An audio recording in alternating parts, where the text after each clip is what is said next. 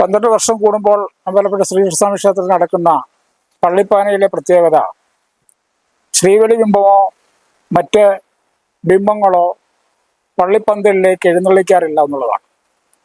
കോയ്മവടിയിൽ ദേവചൈതന്യം ആവാഹിച്ചാണ് പള്ളിപ്പന്തലിലേക്ക് എഴുന്നള്ളിക്കുന്നത്.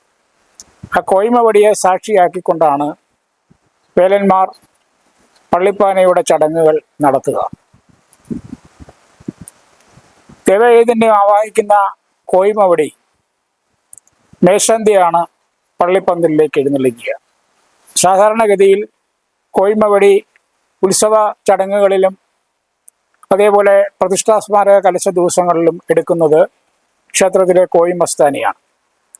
എന്നാൽ പള്ളിപ്പാനയുടെ 15 ദിവസങ്ങളിലും ക്ഷേത്രത്തിലെ മേൽശാന്തി കാപ്പുകെട്ട് ദിവസം ശ്രീകോവിലിൽ കൊണ്ടുപോയി ദേവചൈതന്യം ആവാഹിച്ച് കോയ്മസ്ഥാനി വാളും പരിചയവുമായി അകമ്പടി സേവിച്ചുകൊണ്ടാണ്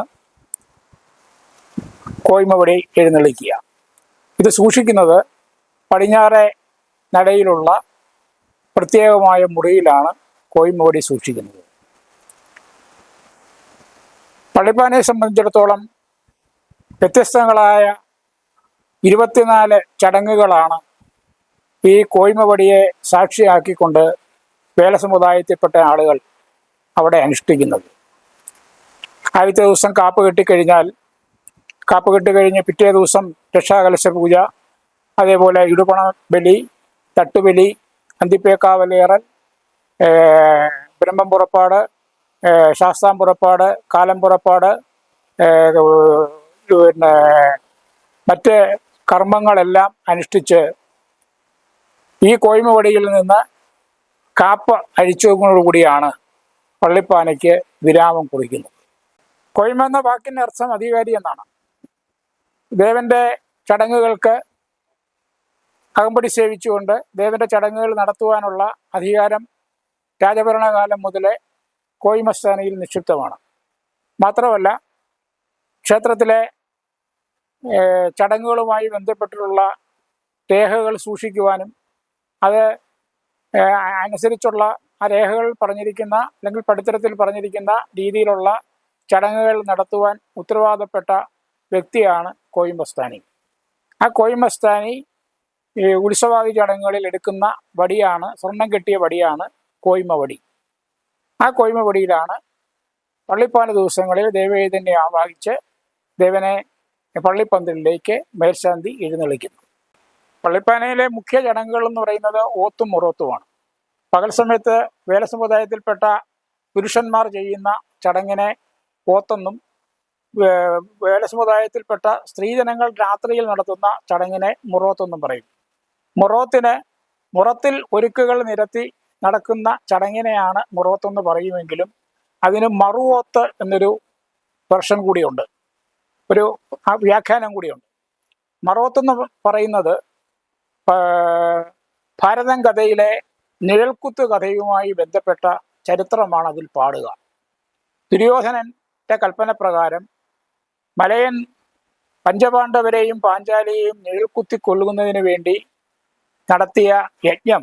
നടത്തിയ മന്ത്രവാദത്തിൻ്റെ ഫലമായി പഞ്ചപാണ്ഡവരും പാഞ്ചാലിയും അസ്തപ്രജ്ഞരായി നിഴൽക്കുത്തി നീക്കുകയും ഇതറിഞ്ഞ മലയത്തി, പാഞ്ചാലിയോടെ ഏറെ സ്നേഹിച്ചിരുന്ന മലയത്തി കർമ്മങ്ങൾ ചെയ്ത്, മലയൻ ചെയ്ത കർമ്മങ്ങളുടെ വിരുദ്ധമായ കർമ്മങ്ങൾ ചെയ്ത് അവരെ ജീവൻ കൊടുത്ത് മോചിപ്പിക്കുന്ന പാട്ടാണ് നിഴൽക്കുത്ത് കഥയിൽ പാടുക.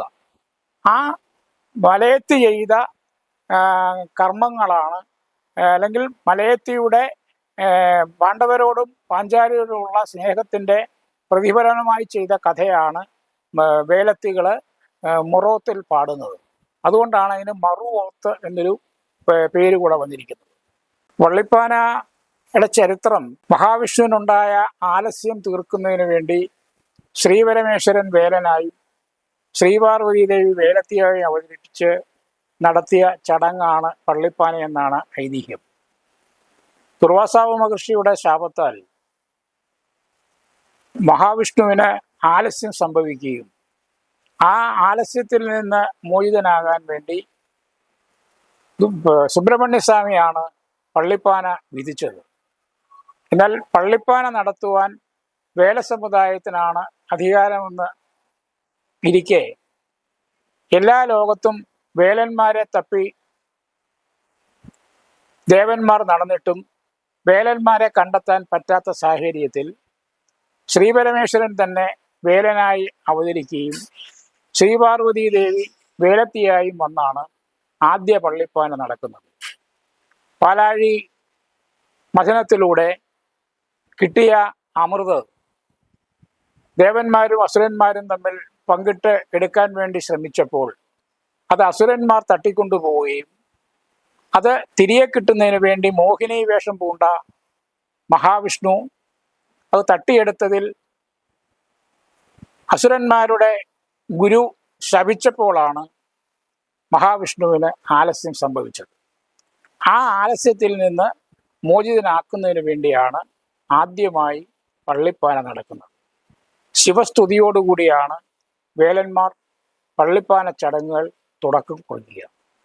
ശിവനെ സ്തുതിച്ചുകൊണ്ട് ഇന്നത്തെ ചടങ്ങിൽ തന്നെയാണെങ്കിൽ ഈ വലിയ കൂമ്പ് ബലിയിൽ ശിവന്റെ പ്രത്യക്ഷ സാന്നിധ്യമാണ് വേലന്മാർ ക്ഷണിച്ചു വരുത്തി ഇന്നത്തെ ചടങ്ങിൽ നടത്തുക.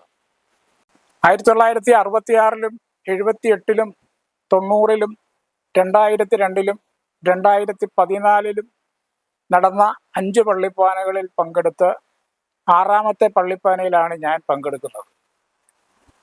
ഈ പള്ളിപ്പാനകളിലെല്ലാം ഉണ്ടായ ഒരു അനുഭവം എന്ന് പറയുന്നത് ഓരോ വർഷം കഴിയുന്തോറും അല്ലെങ്കിൽ ഓരോ പള്ളിപ്പാനകളിലും പുത്തൻ ആളുകൾ ഇതിൽ പങ്കെടുക്കാൻ വരുന്നു എന്നുള്ളതാണ്. മുൻകാലങ്ങളിൽ നിന്ന് വ്യത്യസ്തമായി ഇത്തവണത്തെ പള്ളിപ്പാനയിലെ പാട്ടുപാടുന്ന ആളുകളും കർമ്മികളും എല്ലാം വളരെ സജീവമായി തന്നെ ഇതിൽ പങ്കെടുക്കുന്നുണ്ട്. വരുന്ന പള്ളിപ്പാന, ഇനിയും നടക്കാൻ പോകുന്ന പള്ളിപ്പാനയിൽ പുതിയ തലമുറയുടേതായ പങ്കാളിത്തം കൂടുതലായി ഉണ്ടാകേണ്ട ഒരവസ്ഥ സംജാതമായിരിക്കുകയാണ്. ഈ തലമുറ കൂടെ കഴിഞ്ഞു കഴിയുമ്പോൾ പള്ളിപ്പാന എന്താണെന്നും പള്ളിപ്പാനയുടെ ചടങ്ങുകൾ എന്താണെന്നും മനസ്സിലാക്കി അതിൻ്റെ പാട്ടുകൾ പാടുവാനും അത് ആളുകൾക്ക് ആകർഷണമാകുന്ന രീതിയിൽ അവതരിപ്പിക്കുവാനും ഒക്കെ കഴിയുന്ന ഒരു പുതിയ തലമുറ ഉണ്ടായെങ്കിൽ മാത്രമേ ഈ പള്ളിപ്പാന പോലെയുള്ള അനുഷ്ഠാന കലകൾ നിലനിർത്തുവാൻ പറ്റുള്ളൂ.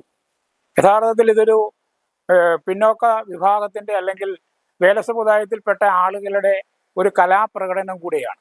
ആ കലാപ്രകടനത്തിൽ താല്പര്യത്തോടുകൂടി പുതിയ ആളുകൾ, പുതിയ തലമുറയിൽപ്പെട്ട ആളുകൾ പങ്കാളികളായി വരണമെന്നുണ്ടെങ്കിൽ ഈ അനുഷ്ഠാന കലയെ ശരിക്കും പഠിച്ച് മനസ്സിലാക്കി അവതരിപ്പിക്കുവാനുള്ള ഒരു പങ്കാളിത്തം ഇതിലുണ്ടാകേണ്ടിയിരിക്കുന്നു.